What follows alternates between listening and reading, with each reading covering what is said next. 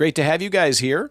Again, nice to see you again for the, I guess, second time, maybe third time. I think second time, yeah. And the last time you were here was a few years ago. You were promoting the first album. Now the third album, Take a Bow, is out. Just came out beginning of May. So tell me, what's the difference between last album, this album? I'm in a different place personally than I was with the last album, so I think that kind of peeks its head in the music. Like how the songs turned out. And there's a few happy songs on this record, which is a first for me, and it's a welcomed first. And there's a couple angry songs too, which I hadn't done that before. So. And you said on the last album you were kind of miserable. That's a word that I see keep coming up. You were feeling miserable. What was going on that made things so bad for you? Who knows now? I mean, now I'm fine. It's like, things are such a big deal when you're going through them. But I was lucky enough to be able to get through it just by doing music. But turns out it wasn't that big of a deal.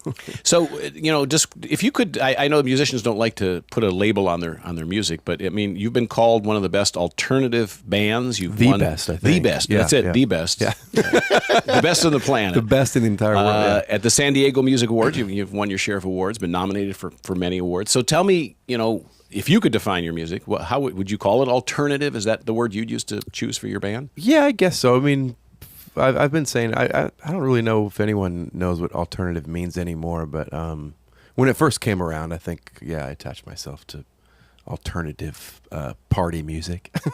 Now, apart from music not to run to, I guess that's apart from the song on the CD called "Take a Bow," why did you decide that would be the name for the new album? Well, it was the one song that jumped off that sounded like a title track, and it just kind of naturally fit. You guys are on tour for the album, and how long have you been on tour out for the album? First show was May 4th. Oh, the day the album came out. Yeah, very nice in Los Angeles at the Troubadour. That's cool. So it was some planning on our part. Yeah. And how have things been going on the tour so far for you? It's been going really good. It's been my best tour so far, so it's been a nice way to start off this record. And you have toured in Europe as well. I have. 2008, you did a big European tour. Yeah, we did a tour with a bunch of friends from the Hotel Cafe tour in LA, and did it with Tom McRae, and it was a lot of fun. And then I went back, did a few showcases on my own, and then went over with Ingrid Michaelson too. What would you say is the biggest difference that you found from European audiences and the American audiences when you perform? They clap a lot longer there. Like you get used to how long it takes an audience to clap after a song, and then you start talking, and when it starts dying down.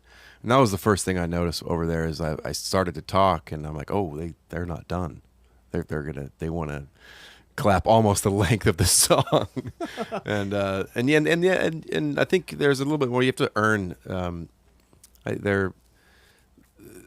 It's just a different feeling. Like they really, really, really love that you've. I think part of it is that they know that you've traveled to go there, and I think there's a part of that really kind of warms them up to you. And you have any plans for any more international tours? Yeah, we're planning on going back over in the record is actually being released. It's my first record that's going to be officially released over there, and that's going to happen in September. I should check this before I say it on the air, but I think it's September 30th, but I might be wrong. Where can people go to confirm that date? Is there a website?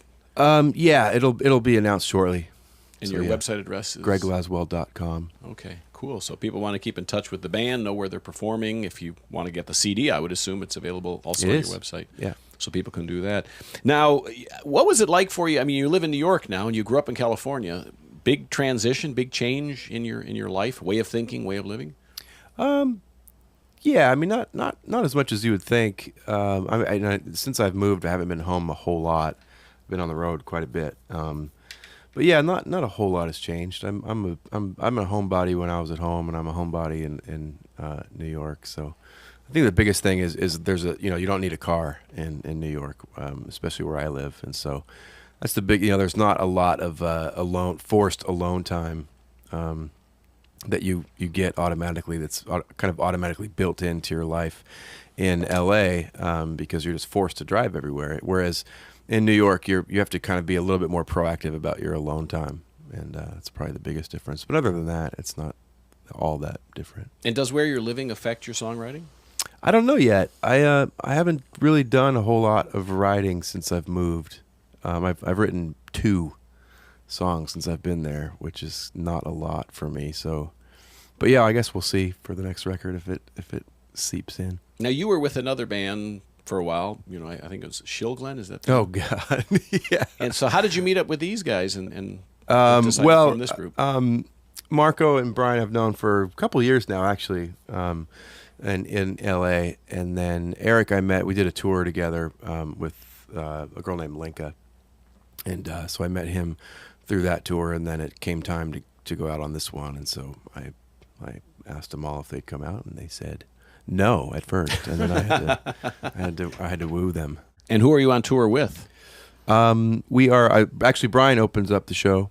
Oh, great! Each night. So, and then Jimmy Necco is part of the whole traveling group as well. What's your favorite part of this whole business? Is it the performing, the songwriting? Recording. The recording process? Yeah. It's my absolute favorite part. I mean, I like all of it, but yeah, recording is definitely the peak. I actually recorded my record just all on my own, and then just had friends try. I moved actually just for this record about 5 hours outside of LA and into this mountain city of Mountain Air, Arizona, which is about 9 miles south of Flagstaff. Then I had a few friends come over and lay down some tracks that I couldn't quite pull off myself. But yeah, it was. I mean, I definitely want to do the record like that again. It was really cool. It was different from how I've done it before. I read you did it in a log cabin.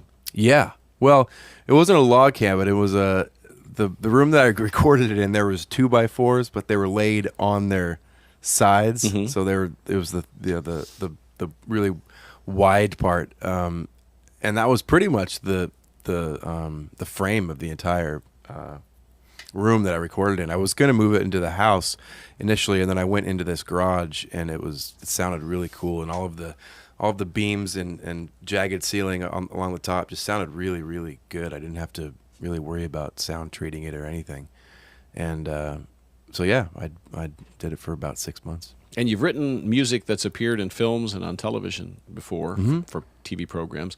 Do you enjoy doing that too? I mean, does it just happen by accident, or is that something you actually set out to make happen? You try to get... I didn't set out to do it. It kind of was just a secondary thing that happened on its own. I mean, I wrote my first record, and it just had a wide appeal to TV and film, and that I just didn't really set out to do. And then again, with the second record, I didn't set out to, I set out to write the record, but it just seemingly was easy to be placed in TV shows and in films. And I think part of that is because I like to, I like layering and like large textured sounds, and it kind of lends itself to that sort of music.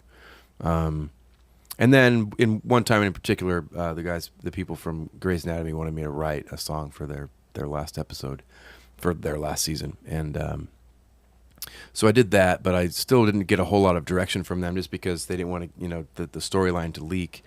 It was a pretty important moment in the show, so I wasn't familiar with the show, and so I kind of was shooting in the dark. But it ended up to be, actually, it was the first song that I wrote for this record. It's called "Off I Go," and it's kind of how this record started. It's got to be pretty difficult, if you're writing for a TV show, you don't know other than it's in a hospital. That's it. That's right. all you know. Yeah, I mean, they told me they wanted it to get really small and then get really big almost instantly, and then have no real resolution. And so I thought, okay, I can do that. Where do you get your inspiration for your music? Is it from other people that you observe, or is it your own life as you've lived it? Or yeah, I mean, I'm not really inspired a whole lot by music. I'm more inspired by like TV, like films, like really good films. I'll write a song after I've been affected by a film much sooner than I'll write a song after I hear a really great song. Where's the strangest place you've ever written a song? I wrote a song on a napkin at a movie theater once. Not the whole song, but a good part of it. It was actually called "Good Movie," and it's on my very, very, very, very, very first record.